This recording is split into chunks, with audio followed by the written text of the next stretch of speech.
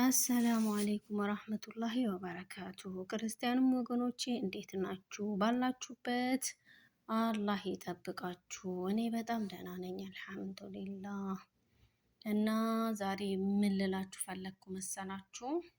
አንዳንድ ነገር ሳይ ማለት ያው አያስችለንም እኮ እና ምንድን ነው ያው ጠለብ ቤት ነው ያለነው፣ አረብ ቤት ነው ያለነው እና ጥንቁቅ መሆን እንዳለብን አንዳንድ ነገር ሳይ እኔ እኛው ራሳችን ባመጣነው ጣጣ በኋላ መውጫ መንገዱ እንዳይጠፋን ፈራለሁ። እና ምንድን ነው ብዙ ጊዜ አንዳንድ ልጆች የአረብ ልጆችን እያነሱ ቪዲዮ እያሰሩ ምን እያሉ ነው። ስህተት ነው፣ በጣም ስህተት ነው። ተጠንቀቁ።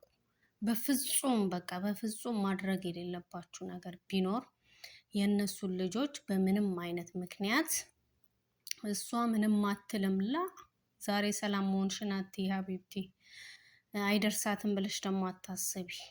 ስለዚህ የእነሱን ልጆች ቤታቸውን እያነሳችሁ ማህበራዊ ሚዲያ ላይ አትልቀቁ።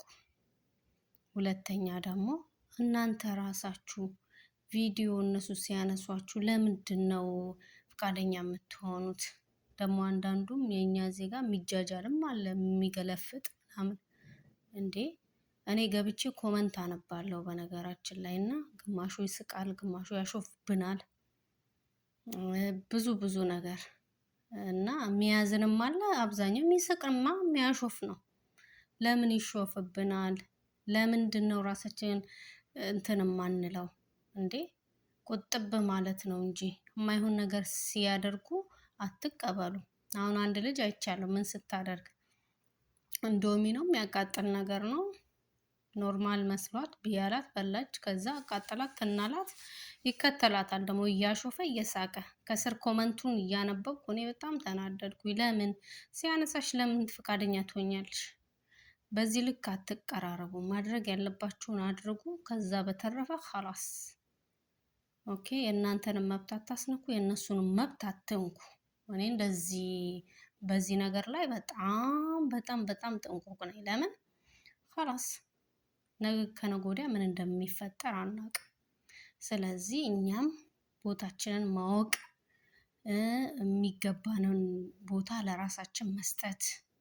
ኦኬ እንደዛ ሆነን በሰላም እንደመጣን በሰላም ኢንሻአላህ ጊዜያችን ሲደርስ ወደ ሀገራችን ያው የዛኔ እስከዛ እስኪደርስ ድረስ ይሄንን ነገር እንጠንቀቅ ነው ኢንሻአላህ። እንግዲህ እኔ ካየሁት ነገር ነው እህቶቼ። ስላዳመጣችሁኝ አመሰግናለሁ። በያላችሁበት አላህ ይጠብቃችሁ። ቻው